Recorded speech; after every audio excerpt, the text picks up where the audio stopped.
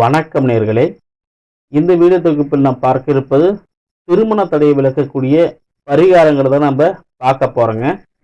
பெரும்பாலும் நம்ம ஜாதகத்தில் ஜோதிடத்தை போய் கொடுத்தோம்னாக்கா ஜாதகத்தில் காலசர்ப்ப தோஷம் இருக்குது, மாங்கல்ய தோஷம் இருக்குது, கலஸ்திர தோஷம் இருக்குது, செவ்வாய் தோஷம் இருக்குதுன்னு சொல்லி இந்த சில தோஷங்களை நீங்கள் சொல்கிறத பார்த்துருப்பீங்க. இந்த தோஷங்கள் இருக்கக்கூடிய காரணத்தினால திருமணமாகப்பட்டது விலகி விலகி விலகி விலகி போய்கிட்டு இருக்கோம்.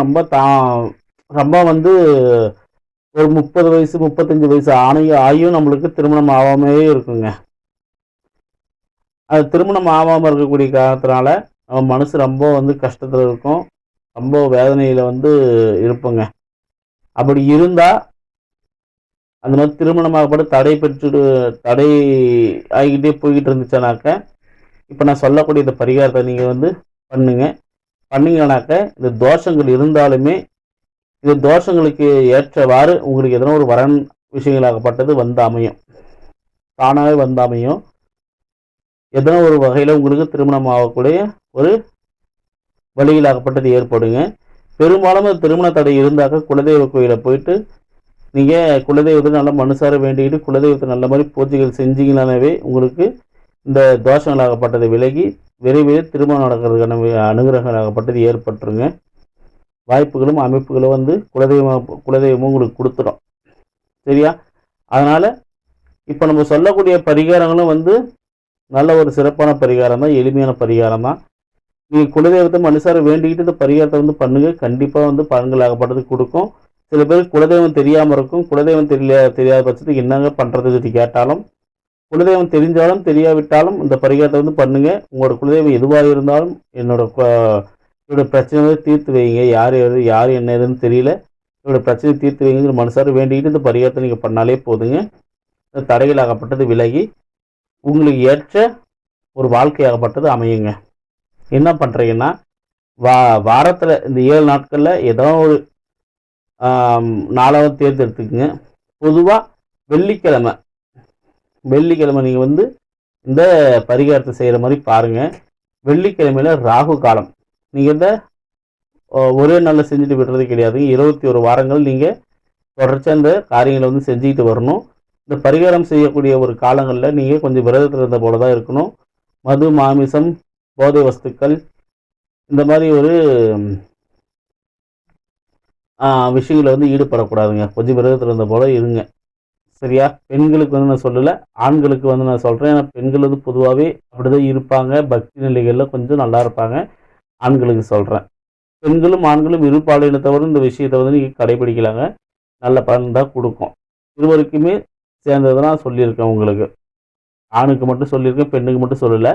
இருவருமே இந்த பரிகாரத்தை பண்ணலாங்க. என்ன செய்கிறீங்கன்னா, அதாவது வாரத்தில் ஒரு நாள் பண்ணால் போதும். ராகு காலம் வெள்ளிக்கிழமை, அதாவது வெள்ளிக்கிழமைன்னா இன்றைக்கி வெள்ளிக்கிழமையே தான் பண்ணணும்னு சொல்லிட்டு அவசியம் கிடையாதுங்க. இந்த 7 நாட்களில் வரக்கூடிய ராகு காலம் எந்த நாளாக இருந்தாலும் பிரச்சனை கிடையாது. ராகு காலத்தில் இந்த பரிகாரத்தை நீங்கள் பண்ணுங்கள். ஆனால் 21 வாரங்கள் நீங்கள் இடைவிடாமல் பண்ணணுங்க. என்ன செய்றீங்கன்னா, ஒரு 21 வெத்தைகளை எடுத்துக்கங்க. வெத்தலையை எடுத்துக்கிட்டு 21 கொம்பு மஞ்சள் எடுத்துக்கங்க. ஒவ்வொரு வெத்தலையும் ஒரு வெத்தையில் ஒரு மஞ்சள் கொம்பை வச்சு நல்லா அழகாக கட்டிக்கிங்க. கட்டிக்கிட்டு அதுக்கு ஒரு மஞ்சள் கலர் நூல் இருக்கு இல்லையா, மஞ்சள் கலர் நூல் போட்டு அப்படியே அந்த வெத்தலையை கட்டிக்கிங்க.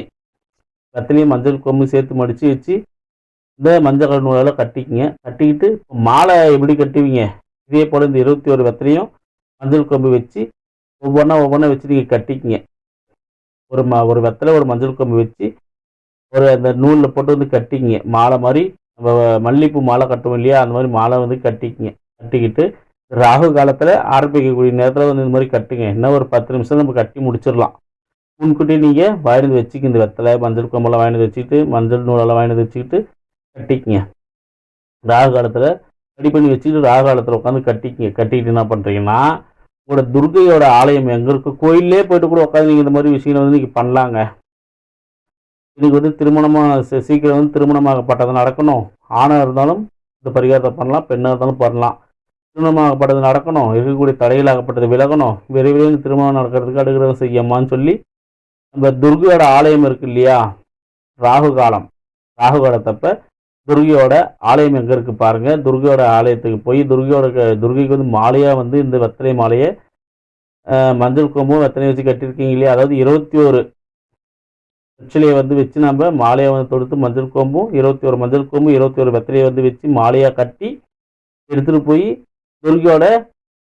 துர்கைக்கு வந்து நம்ம மாலையாக வந்து அணிவிச்சிடலாம். அப்படி முடியாத பட்சத்துக்கு துர்கையோட பாதத்தில் வந்து நம்ம வச்சுட்டு பிரார்த்தனையாகப்பட்டதை நம்ம செஞ்சுட்டு வந்துடலாம்.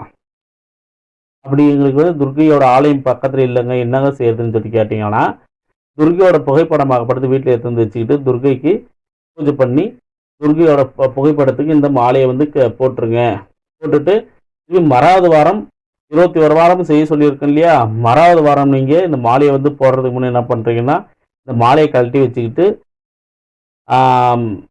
ஒரு வாரம் செஞ்சுருக்கீங்க, மறாவது வாரம் செய்யக்கூடிய டைமில் புது மாலையை வந்து நீங்கள் கட்டி போடணும் இல்லையா, அந்த மாதிரி போட்டுட்டு புது மாலையை போடுறதுக்கு முன்னே இந்த மாலையை கழட்டி வச்சுக்கிங்க. இந்த பூஜை வந்து நீங்கள் மாலை போட்டு பூஜை பண்ணி முடிச்சுட்டு பிரார்த்தனை முடிச்சுக்கிட்டு என்ன பண்ணுறீங்கன்னா, கழட்டி வச்சு இந்த பழைய மாலையை எடுத்துகிட்டு போய் ஓடக்கூடிய தண்ணியில் போட்டுருங்க. இதே போல் 21 வாரங்கள் நீங்கள் வந்து செஞ்சுக்கிட்டு வாங்க. திருமண தடையாகப்பட்டது விலகி உங்களுக்கு ஏற்ற ஒரு வரனாகப்பட்டது வந்து அமையும். சரியா? இதுக்கு ஒரு எளிமையான இன்னொரு பரிகாரமும் இருக்குதுங்க. இன்னொரு பரிகாரம் என்னன்னாக்க, இந்த முகூர்த்த டைமில் வந்து தாலி கட்டுறப்ப இந்த அக்ஷதை போடுவாங்க பார்த்தீங்களா, அக்ஷதை போடக்கூடிய டைமில் ஒரு 11 அக்ஷதையை வந்து நீங்கள் இந்த அரிசி போடுவாங்க இல்லையா, 11 அக்ஷதையை வந்து கொஞ்சம் எண்ணி எடுத்துக்குங்க. கீழே விழுந்திருந்தாலும் சரி, உள்ள உங்கள் மேலே விழுந்திருந்தாலும் சரி, எண்ணி எடுத்துக்குங்க. எண்ணி எடுத்துக்கிட்டு அதுக்கு தோஷங்கள் எதனா பட்டிருக்குமே செஞ்சுருக்குமே சொல்லி உங்களுக்கு சந்தேகங்கள் இருந்துச்சுனாக்க அதை சுத்தி பண்ணலாங்க. ஒன்றும் இல்லைங்க, நம்ம வீட்டில் வந்து தெய்வத்துக்கு தீர்த்தம் வைப்போம் பார்த்தீங்களா, தீர்த்தம் வைப்போம்ல, பஞ்ச பாத்திரம் சொல்லுவாங்க தீர்த்தம் வைக்கக்கூடியதை. அந்த தீர்த்தத்தை கொஞ்சம் போல எடுத்துக்கங்க.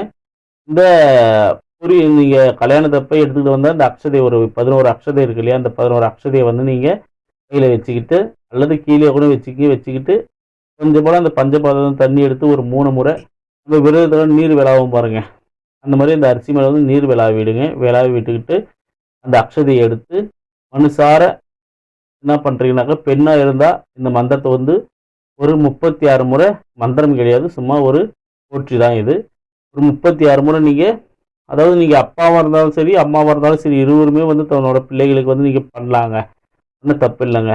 இந்த மாதிரி என்ன பண்ணுறீங்கன்னா, இந்த அக்ஷதையை வந்து எடுத்து பிள்ளையாக இருந்தாக்க, அதாவது பொண்ணாக இருந்தாக்க சுயவர பார்வதியே நமகா, சுயவர பார்வதியே நமகான்னு சொல்லிட்டுன்னு 36 முறை சுயவர பார்வதியே நமகான்னு சொல்லிட்டுன்னு ஜபிச்சுட்டு அந்த பெண்ணோட தலையில வந்து நீங்கள் இந்த அக்ஷதையை வந்து போடுங்க. இப்போ வந்து ஆணாக இருந்தானாக்க, ஆண் உங்கள் வீட்டில் வந்து ஆண் குழந்தை திருமணம் ஆகாமல் இருக்குது, அதுக்கு என்ன செய்யுதுனாக்கா, ஓம் சிவசங்கராய நமக, ஓம் சிவசங்கராய நமகன்னு சொல்லிட்டுன்னு 36 முறை சொல்லி அந்த ஆணோட தலையில் இந்த அக்ஷதையை வந்து நீங்கள் போடுங்க. ஆசீர்வாதம் பண்ணுற கணக்கு தான் போடுங்க. போட்டிங்கன்னாக்க இதுவே வந்து ஒரு சின்ன ஒரு பரிகார முறை தான். இப்போ வந்து ஒரு திருமணத்துக்கு போயிருக்கீங்க, அங்கே இருக்கக்கூடிய அக்ஷதையை எடுத்துருக்கீங்க. அக்ஷதை வந்து திருமண விஷயங்கள்ல வந்து கைகூடி வந்து தாலி கட்டுற டைமில் தான் வந்து அந்த அக்ஷதை வந்து போடுவாங்க. இது வந்து கல்யாண பந்தங்களாகப்பட்டது முகூர்த்தமாகப்பட்டது கூடி வந்ததுனால தான் இந்த திருமணமாகப்பட்டது நடக்கும். அதே மாதிரி அவங்களோட தடைகளாகப்பட்டது விலகி எப்படி இவங்களுக்கு திருமணம் ஆச்சோ அதே அக்ஷதையை நம்ம பயன்படுத்தி இவங்களுக்கு நம்ம ஆசீர்வாதம் பண்ணுறோன்னா, அவங்களுக்கு ஏற்பட்ட தோஷங்கள் எப்படி விலகி திருமணம் ஆச்சோ அதே போல் இவங்களுக்கு வந்து தோஷங்களாகப்பட்டது விலகி, குறிப்பிட்ட நபருக்கு தோஷங்களாகப்பட்டது விலகி இந்த அக்ஷதையை வச்சு நம்ம பயன்படுத்தி இந்த பரிகாரத்தை பண்ணுறது மூலிமா தோஷமாகப்பட்டது விலகி திருமணம் வெகு விரைவில் நடக்கிறதுக்கான ஒரு அமைப்புகளை வந்து ஏற்படுத்தி கொடுக்கும் இந்த பரிகாரம். சரியா?